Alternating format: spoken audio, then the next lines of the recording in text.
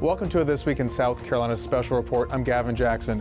We are days away from the June 9th primary, and the sprint is on, from the campaign trail to the debate stage.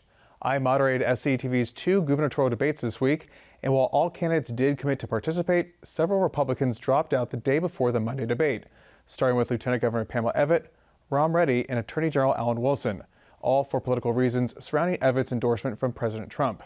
We begin with opening statements from the 3 candidates that did join us: Congresswoman Nancy Mace, Congressman Ralph Norman, and Spartanburg Senator Josh Kimbrell, who dropped out of the race 2 days later. And good evening. Serving South Carolina is the honor of my lifetime.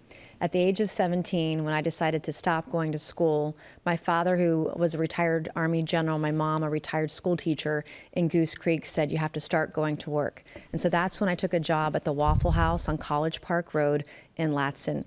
My family is from South Carolina. I've raised my children here. I would eventually go on to college, and I would become the first woman to graduate from the Citadel, the military college of South Carolina, 26 years ago. When I was in college, many people might not know, I taught myself to code. And my first job out of school was as a computer programmer, making about $35,000 a year.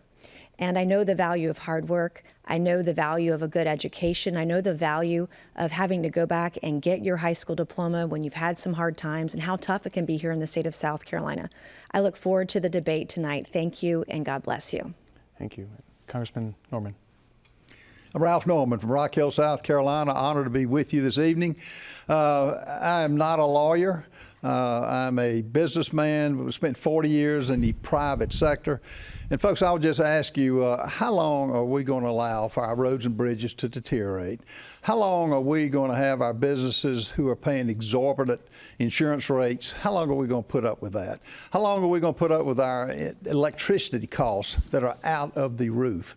How long are we going to let lawyers pick our judges? Folks, it's time for a businessman to run this state, which needs to be run like a business. How long are we going to allow politicians to serve forever and not go home and live under some of these laws that they make? It's been an honor to serve, and it's going to be an honor to serve as your governor. I look forward to the debate. Thank you, Congressman. Senator Kimbrell. Well, good evening. I'm happy to be here tonight with the 2 members who showed up. And one of the things I would applaud Congressman Norman and Congresswoman Mace is for being here. Behind us tonight, you have the words of the Constitution, which starts with "We the people," not "we," the 30-second TV ad. We're actually going to have a substantive debate about what really matters. You know, I've heard from many legislators across this country when I've met with legislators from other states. The South Carolina politics is a blood sport. Politics is rough. We all know that. But in this state, it's always tougher than everywhere else because it becomes a personality contest, nasty attacks versus actual substantive debate. When I was in college, I worked in the governor's office under Mark Sanford in his first term. The same 4 issues: judicial reform, tax reform, regulatory reform, all these, and frankly, school choice, were all the same issues we talked about 20 years ago. Why can't we advance the ball down the field? Because our campaigns descend into chaos versus substance and real issues that matter to people of South Carolina. I look forward to talking about those tonight. Congresswoman Mace, this next question starts with you. That being said, but everyone just answered that question. The governor's office has slowly gained power over the years. How do you work with the legislature to get your priorities accomplished? And for example, do you support the state Republican Party's federal lawsuit against the legislature to close primaries? Well, the greatest threat to democracy is open primaries here in the state of South Carolina. That is something we have to fix in our state. We've been talking about it. Republicans have been talking about closed primaries for over a decade. And have they done it yet? No, they have not. Because the governor's seat is such a weak position, the governor does have to work with the legislature. I came from the state legislature. I was in the state house for 3 years. I know many of the state house lawmakers and state senators. I have great relationships with the president and members of his cabinet and secretaries when we're dealing with federal issues. Having that relationship, those relationships would be very good for the state. But it does go back to using your voice, using your bully pulpit. The reason that we don't have 15 genders on our college forms anymore in the state of South Carolina is because last year I used my bully pulpit to raise awareness of the issue, and the colleges and universities that were doing that stopped doing that. There's a reason that they're not doing gender affirming care at MUSC, because 2 years ago when I found out that was happening, I shut it down by using the bully pulpit, and that's what I'll continue to do as governor. Thank you. Congressman Norman. The bully pulpit has not been used in a long time for South Carolina, and it should be. You ought to set the agenda, as most CEOs do. And you take the recent thing about redistricting. The General Assembly didn't want to do that. It's pretty obvious. I predicted that. I called for it a year ago. It should have been done, and they didn't really have the appetite, nor did they want it. And President Trump was right to since the Supreme Court ruling, to insist on this. But the fact is, you've got to sell what you're talking about, and you've got to make changes in this state. It's going to take a strong CEO as governor to go to each one of you, to say why the judges shouldn't be elected by trial lawyers, to tell you why term limits make a difference, to say why the government is out of control and you're making South Carolina more unaffordable. I will change that, and I will highlight it when I become governor. Senator Kimbrell. Well, for starters, I've actually worked hard in the legislature to close our primaries. That being said, the former General MacArthur back in the World War II era said there's no substitute for victory. You can introduce all the legislation you want. It matters what actually passes. And on everything from tort reform, regulatory reform, major tax reform, and passing a constitutional amendment to ensure illegals don't vote in this state, I've been the primary sponsor or major co-sponsor of every one of those bills to make sure it happens. That's what you need in the governor's office. There's two approaches. Constitutionally, the governor's office is relatively weak. You have to use the bully pulpit. I worked for the Sanford administration when I was in college, and Governor Sanford's approach was just steamroll the legislature, force him into his agenda. That didn't work very well. Their current governor, Governor McMaster, and by extension his lieutenant governor's approach is, y'all pass a bill, we might look at signing it. Well, the lieutenant governor can't sign it, but the governor can. And so the idea is send us a bill. You got to have somebody that's going to quarterback and actually lead to make sure things actually happen. Governor Carroll Campbell in the 90s was the best modern governor, and he was a former state senator. Thank you. Congressman Norman, this question starts with you. Medical marijuana is not legal in South Carolina, but the Department of Justice just moved to reschedule medical marijuana products from Schedule 1 to Schedule 3 controlled substances. Would you support or block legislative efforts for medical marijuana in the state? Also, would you sign a bill to ban or a bill to regulate hemp-derived THC drinks and gummies? First of all, the hemp issue we have in South Carolina and the THC that's you can buy at any convenience store is ruining our youth. Medical marijuana is a gateway drug.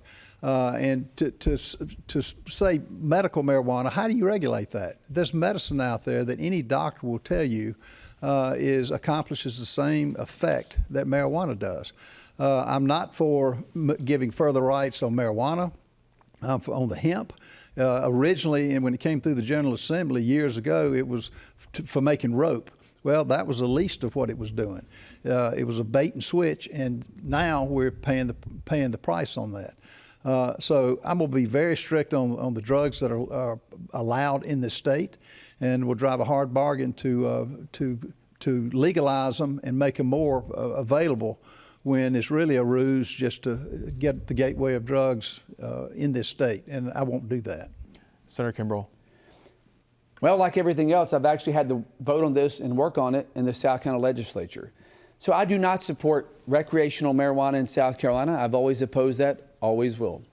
That being said, I worked with Senator Tom Davis of Beaufort a number of years ago to strengthen a medical marijuana law that would be sure that it's never going to be where you can burn leaf walking down the street, but you could also help veterans with PTSD.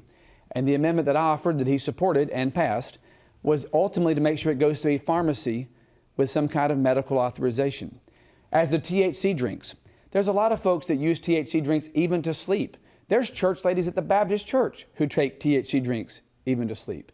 I don't support banning them, but I support regulating them. No 14-year-old or 18-year-old should be able to buy a THC drink in South Carolina. This year in the Senate, we passed legislation that would ensure those drinks are behind the counter with a 21 and up ID, and that gummies are in a liquor store. I have no problem with therapeutics. I have a problem with people getting high for recreational purposes, and I've actually fought on that in the legislature. Congresswoman Mays. Thank you so much. We absolutely need regulation for hemp and hemp-derived products here in South Carolina. We don't have that now. That is something the General Assembly needs to take up. I've worked on it at the federal level. And President Trump just rescheduled cannabis for medical purposes only to Schedule 3. And it's going to happen in our country, and the state of South Carolina is not ready for it. There is not a bill right now to protect children from getting access to these things. And make no mistakes, drugs are here, whether it's opioids, whether it's cannabis, whether it's other types of drugs. You can walk down the street, and in some places in South Carolina, you can smell it. And when you talk to folks at our airports where they're catching these people with drugs, they're shipping it in, they're flying it in on airplanes. It's already here. There are a lot of cannabis products from the state of California. What we need to do is make sure when people are breaking the laws, that they're going to jail, because that's not happening in South Carolina, where we're talking about someone who's using drugs, selling drugs, or we're talking about convicted pedophiles, et cetera. No one goes to jail in our state for the crimes that they commit. Thank you, Congresswoman. Question 8 goes to you, Senator Kimbrell. A recent Winthrop poll found that 67% of South Carolinians said they find grocery costs as difficult or very difficult to afford. Around 59% of respondents said that they find that healthcare costs, including prescription medication, are difficult to pay for, as well as housing costs such as rent and mortgages. What can you do as governor to alleviate these specific cost pressures? Well, number one, I go back to what I've said tonight repeatedly. You get rid of income taxes and make sure every family has more money in their pockets to pay for goods. That does also mean we need to reduce regulations. I was a co-sponsor of a major legislative overhaul this year of regulatory reform to ensure that we don't have so many regulations in this state. There are 5,500 regulations. 5,500 regulations leading to 20,000 new rules for every single business in this state. So if that's your grocery store, that's your pharmacist, that's your local deli, 20,000 rules tied to 5,500 regulations run by bureaucrats you didn't elect. You want to reduce costs in South Carolina? You roll back the bureaucracy, you fire some folks and reduce the size and scope of government, reduce these regulations. I have fought on that in the legislature, and a combination of real meaningful income tax reform and regulatory reform goes an awful long way. Additionally, this year we had a $50,000 homestead exemption prior to this year in the Senate. I co-sponsored with Senator Peeler and others a bill to triple that homestead exemption to $150,000 to ensure that no senior loses their house because they can't pay a property tax bill. Thank you, Senator. Congresswoman Mace. I have talked to so many people across the state, particularly our seniors, and the cost of groceries for our seniors. Honestly, it's heartbreaking. I spoke to a woman in Myrtle Beach in Horry County the other day who's disabled. She works part-time. She makes $18,000 a year part-time. She misses the threshold for SNAP. She's just over it by about $3,000. And to listen to her story as a senior, to have to work part-time and not be able to put food on the table is very scary. She's going to be forced out of her home because of the property taxes. I had to sign her up for Meals on Wheels, and I've talked to senior after senior when we're talking about Medicare and the cost of Medicare. I've done many proposals on the campaign trail. I've written the bill where we don't tax groceries, we don't tax diapers or formula for babies, or we don't tax over-the-counter medications. There are a lot of things that we can do.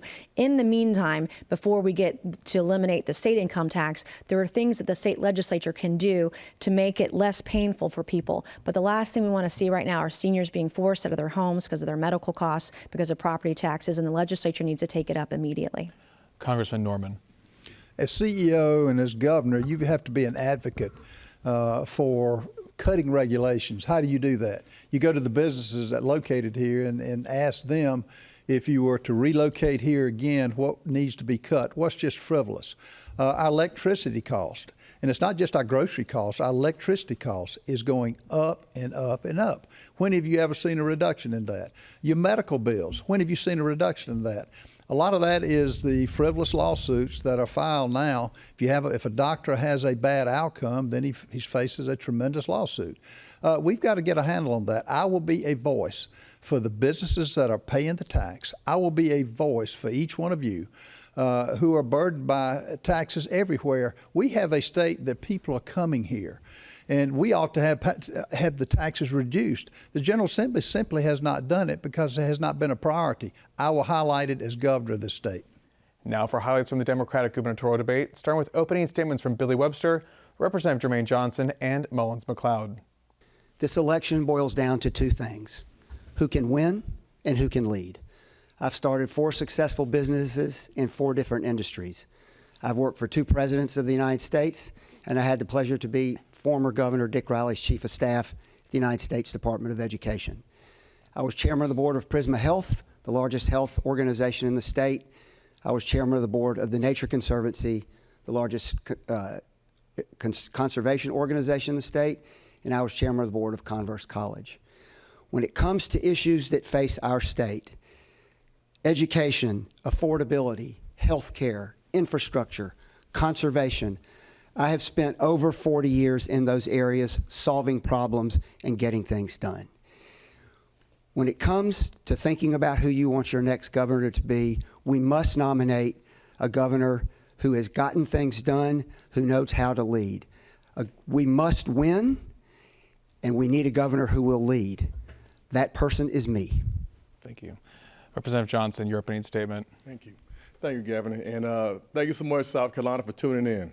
I'm Representative Jermaine Johnson. I'm a deacon, a husband, a father of 4 great, amazing children, whom pictures I have on my tie this evening for good luck. This election is coming down to being one of the most critical elections in our lifetime. For the last 2 decades, we've been under single-party rule, with a supermajority of Republican leadership in the House, a supermajority of Republican leadership in the Senate for the first time in 150 years. They've got Republican governor. They've got Republican congressional district with the exception of Congressman Clyburn. They've got all the power that they could ever wish to have. But yet our roads are the worst in the entire country. We're 43rd in public education. We have 600 unsolved murders just since 2020. We have a lot of problems in this state. Now, tonight we will be discussing who has the best vision to prepare our state to move forward to a new direction. And I look forward to the robust discussion that we're going to have this evening. Great, thank you. Mr. McLeod, your opening statement. Good evening, and thank you for having me, and thank you for hosting this debate. To the people of South Carolina, I want you to know that in this election cycle, there is something on the ballot that has not been there before, and that's the people of South Carolina. You see, as I've traveled the last 10 months, what I've learned is the people of South Carolina feel powerless because they have no voice. And I'm here to change that. You're looking at a man who is a surrendered vessel, whose heart belongs to God and whose voice belongs to the people of South Carolina. I have trained for the last 25 years in the private sector being someone else's voice, representing their interests when it matters the most, carrying their burden when it's too heavy to carry. So what the people of South Carolina have in this election, I'm the only person that gives them the opportunity to have all the power. You see, I'm a servant leader. Servant leaders know that I am not the master. I am the servant. And that is something that's not been on the ballot in an awful long time.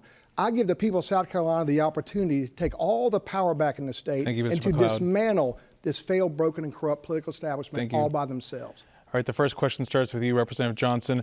A Democrat has not won statewide office since Jim Rex in 2006, and that was only by 455 votes, and that was for Superintendent of Education. Then Democratic Senator Vincent Shaheen lost to then Republican Representative Nikki Haley for governor by four points in 2010, and that margin has only grown. If you secure the nomination, what is your path forward to winning the general election? Thank you so much for that question. See, what we learned in 2020 was that Jamie Harrison, when he ran for Senate, he got 1.1 million votes. That means we know that in this state, there are at least 1.1 million people who are willing to vote for a Democrat and a black person statewide. What we learned also that next election cycle in 2022, Governor McMaster got 988,000 votes. That means we can win in this state. But we need somebody who's going to excite the base, who's going to reach people where they are, who's going to go to every nook and cranny of this state to talk to people who have been forgotten about for far too long. That's what I've been doing for the past year. I've been going to places where they have never seen a candidate before, and people are fired up. They're excited. They're ready for something new. They're ready for something different. And I think the people of South Carolina are ready for a new South Carolina. Thank you. Mr. McLeod. Thank you. So here is the unfortunate reality of this trap that has happened to the people of South Carolina. The corruption in our state is bipartisan. When Mr. Johnson talks about the majority has been the problem, he fails to tell the people that he has voted with that supermajority more than 90% of the time. And it's not by an accident. Here's the problem. These for-profits who are not created by God, they were created by man.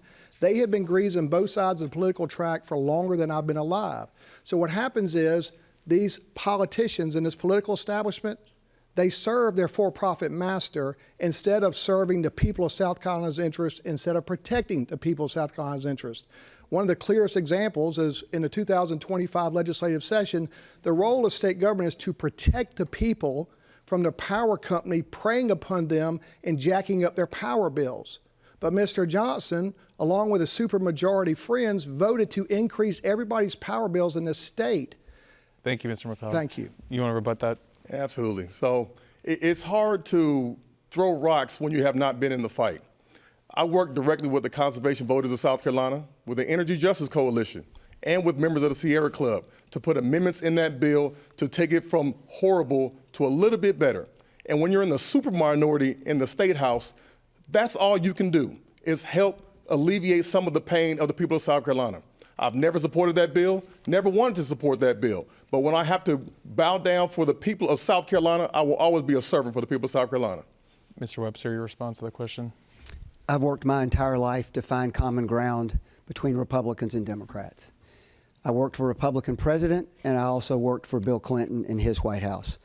I watched Dick Riley and I watched Bill Clinton build coalitions to pass some of the most sweeping, important, substantive legislation of their careers by working across party lines, finding common ground, bringing people together to solve problems. That's the difference between politics and governing. To be successful in business, to be a successful board member, to be successful in almost any walk of life, you got to find common ground with people that you disagree with. That is how I have built successful companies, run successful boards, and how I was responsive both in the White House and the United States Department of Education. I've watched it happen. I know how it's done, and I will do it as governor. Okay, now question 5 will go to you, Mr. McLeod. Data centers have been touted as critical infrastructure in the AI race, but they also have impacts on communities in addition to tax revenue. There has been substantial pushback in communities across the state to prevent data centers from locating there. Other areas have quietly approved confidential data center projects that are barely disclosed. Do you support data centers? Would you block them, push for a moratorium on them, or greater regulation? So you know who's not buying the data center snake oil? The people of South Carolina. They ain't buying it, folks, because these data centers, they do not create jobs. All they do is rob our water and drive up the cost of our power. Now, when Mr. Johnson had the opportunity to fight to protect our water, it was God's gift to us, not these for-profit data centers. He chose to allow these for-profits to steal the water right out from underneath our feet and not even tell us how much of it that they're taking. I'm the only person running for governor who's made it crystal clear. There will be no data centers in South Carolina when Mons McLeod becomes governor. The most powerful word in the English language is no, and it's free. But you know who does not say no to these for-profits? This incredibly corrupt political establishment. Now, the reason why Mr. Webster said that he wanted a one-year moratorium, he doesn't want you to know that his private equity firm, where he's a director of, Go Love Capital, just closed $1 billion investment in the beast itself, artificial Thank you, Mr. McLeod. And they need the data center. Mr. McLeod, please. That's just the truth. Sometimes I need more than a minute. I know, but these are the rules we all agreed to. It's okay. Representative Johnson, you were invoked first, and then we'll come to you, Billy. Do you want to respond for 30 seconds? Is it my turn to just answer the question? It's a rebuttal, and then we'll come back to you for the full question. I'll just answer the question. Well, then you're going to throw me off, and then we're going to be back to where we started from. If you want to wait, we'll come to you. I'll give you a minute 30 if you want to also deal with that rebuttal there too, Billy. Is it, are we to Jermaine or are we to me? He didn't want to rebut, so we're going to go to you. Yeah. Oh, okay. So just a brief rebuttal. I have no idea what he's talking about. I don't own a private equity firm. There are 2 Golub Capitals if you had done your homework. One of them I have nothing to do. It's a real estate development firm. I have no idea what you're talking about, which is true most of the time. I have no idea what you're talking about. And then you have a minute to talk about data centers. Do you support data centers? Would you block them or push for moratorium or greater regulations? Rolling one-year moratorium on data centers. Look, we're going to learn a lot more about data centers over time. But let me tell you, I went to Marion County and watched, as you described, one of the most heinous developments of a data center I've ever seen. The local council was prohibited by a non-disclosure agreement from discussing with their constituents what the data center had proposed and where they had proposed it. I read the entire 66-page document. It was full of errors, omissions, and misstatements.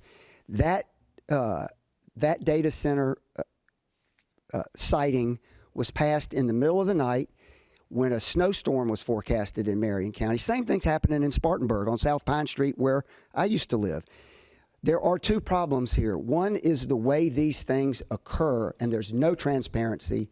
The other is the effect that they have on our local communities farms, and environment. Gotcha. And Representative Johnson on data centers. All right, thank you so much. Listen, I don't know what Mr. McLeod is talking about, but I'm the one who introduced a joint resolution to put a moratorium on the issuances of any permits or the construction of any data centers in South Carolina until the General Assembly puts guardrails up and deals with the situation. We have to know about the technology. We have to know about where they're going and how they're going to be doing it. I'm the one who coined the phrase BYOE. If you're going to come to South Carolina, bring your own energy. You cannot come here and use up our resources. You cannot come up here and drive up our energy costs. I've been in all of our caucus meetings talking to Dominion Energy, Duke Energy, talking about what they're going to do with data centers and how is it going to have an effect on the people of South Carolina. I've been the spokesperson for conservation voters of South Carolina against all of these different issues that we have with data centers and energy costs. So I've been a fighter for the people for a long time. You have to know how to work with the people in the General Assembly if you want to stop some of the craziness that's coming down the pipeline that's going to affect the people of South Carolina. Gotcha. That was a fun, quick hour. We have to leave it there tonight, folks. It's over. I'm sorry, guys. But thank you to all of our candidates. You can watch this debate and more coverage at youtube.com/SCETV News. It's all right there. And you can join us on June 9th for our live election night coverage that starts at 8 p.m. We will also carry it on South Carolina Public Radio and on our social media platforms. I'm Gavin Jackson, and from all of us here at South Carolina ETV and Public Radio, thanks for tuning in, and good night.